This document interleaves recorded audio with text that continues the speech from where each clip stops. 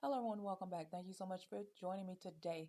Today we are in the community of Third Ward, which is located in the heart of Houston. And when I say the heart of Houston, Third Ward is minutes from downtown and also less than 5 miles from the medical center. Now, this is going to be an independent builder today, and they are called Syndicate Developers. This is actually a four-story home. It is a three-bedroom, 3.5 bath home, and every single bedroom in this home has its own bathroom. It's a little over 2,100 square feet, and the starting price is going to be in the low $500,000 range. Now, if you're interested in what schools this home is zoned to, it's going to be Blackshear Elementary, Cullen Middle School, and Yates High School. This community does not have an HOA, so if you're looking not to have an HOA, then this might be a perfect community for you also.